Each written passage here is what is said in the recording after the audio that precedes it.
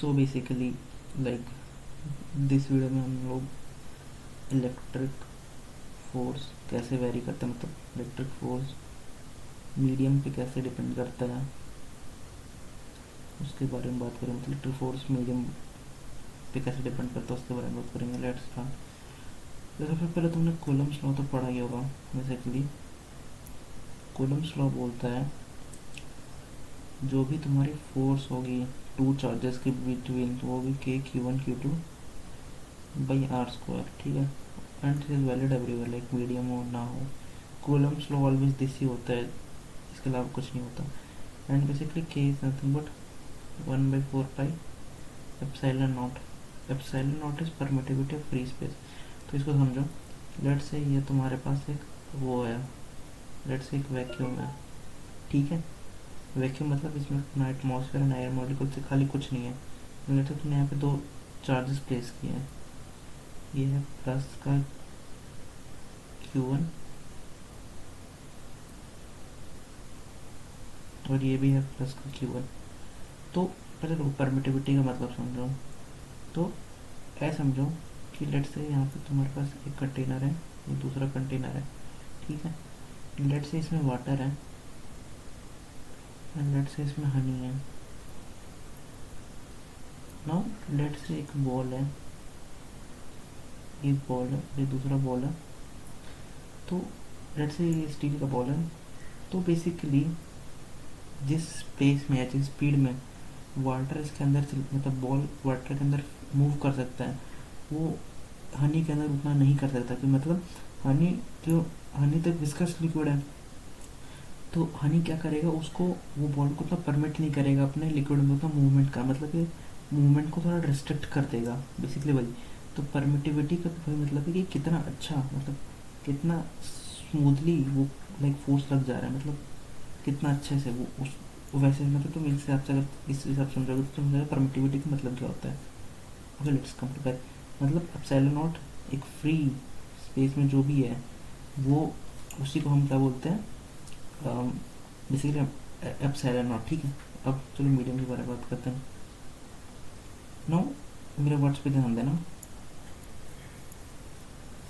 Electric force on electric force effect on medium. Electric force कैसे effect करता है medium, मतलब मीडियम इलेक्ट्रिक फोर्स कैसे वेरी होता है, तुमको जो बोल सकते हैं इफेक्ट करता है। लेट्स से तुम्हारा एक मीडियम है, ठीक है।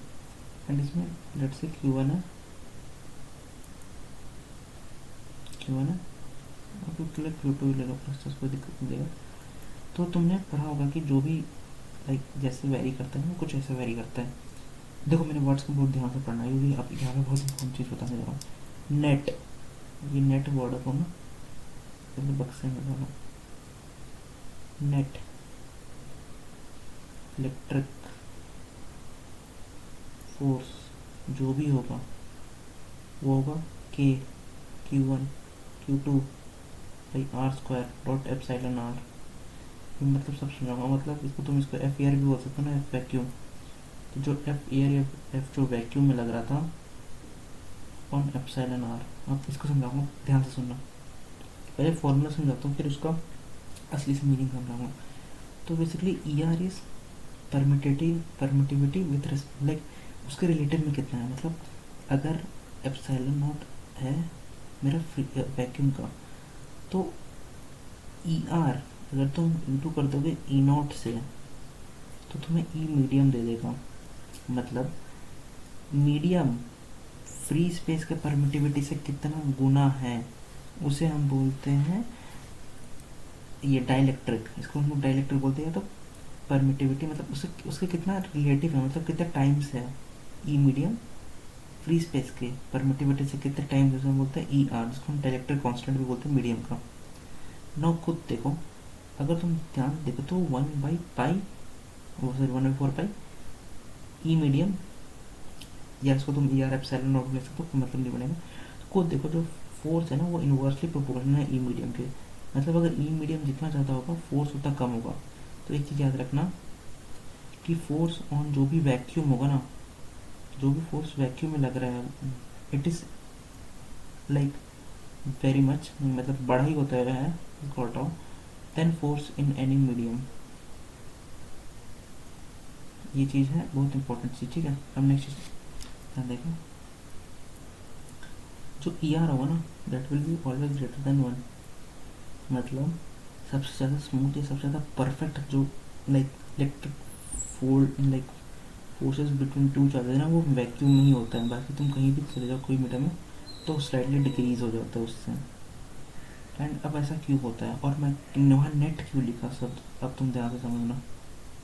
लेट से ये कोई मीडियम है, यहाँ कोई Q1 चार्ज है और एक Q2 चार्ज है।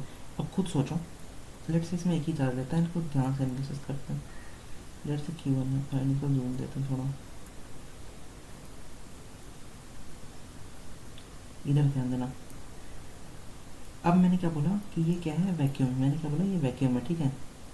वैक्यूम है, इसका मतलब वैक्यूम क्या बोला, ये मीडियम है। ये क्या है, एक मीडियम है। मीडियम में मतलब इसमें एटमॉस्फेयर है, एटमॉस्फेयर मतलब इसमें कुछ मॉलिक्यूल्स होंगे। तो ये प्लस चार्ज है, मतलब यहाँ पे जो भी मॉलिक्यूल होगा उसका जो नेगेटिव पार्ट होगा, जो भी टाइनी पार्टिकल होगा जो भी होगा, उसका जो नेगेटिव पार्ट होगा वो तो इसको अट्रैक्ट करेगा, ठीक है। जो उसको अट्रैक्ट कर देगा और तो negative negative negative negative negative ऐसे सराउंड कर देगा। मतलब इन दोनों के बीच में एक एक्सटर्नल फील्ड डेवलप हो जाएगा जो ऑलवेज, जैसे यहाँ पे एक प्लस क्यू रख लो तो इन दोनों का रिपल्शन होगा। तो लेट से इन दोनों के बीच में जो भी इलेक्ट्रिक फील्ड का जो रिपल्शन है वो इस तरफ आ रहा है, ठीक है।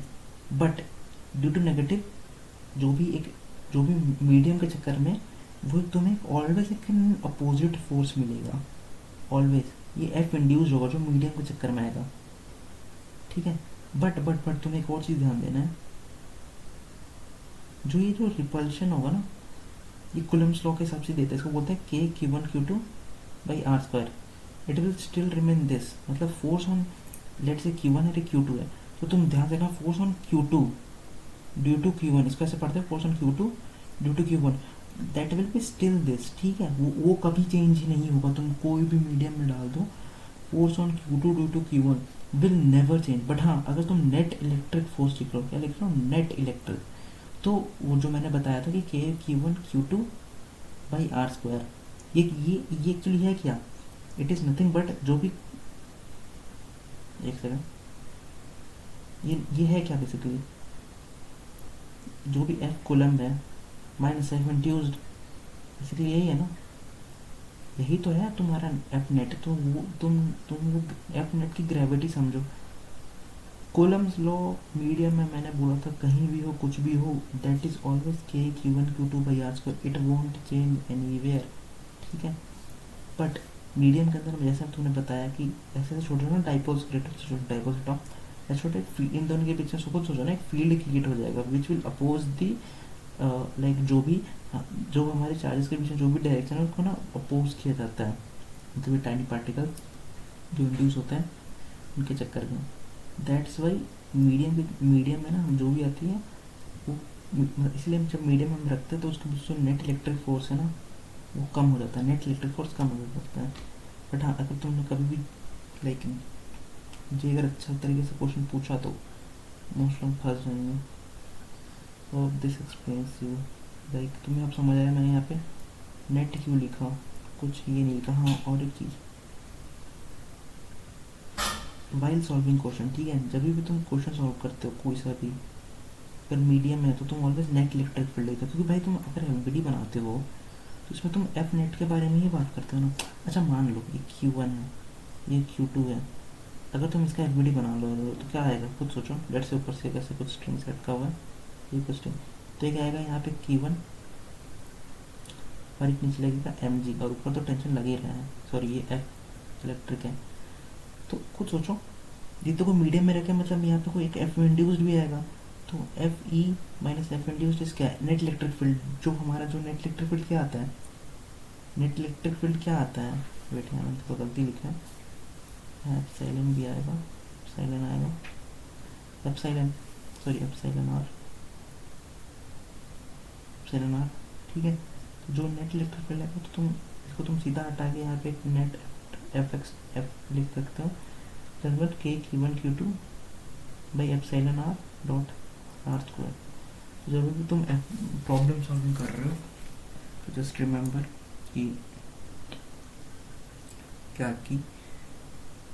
कि तुम्हें वो एफ नेट लेना रहता है, इसलिए तुम डायरेक्टली एफ बाई जो भी तुम्हारा मीडियम का रिलेटिव परमिटिविटी मतलब उसके रिस्पेक्ट में तुम उसके बारे में लिख देते हो। तुम्हें समझ आया होगा एक लॉजिकल फ्रंट में।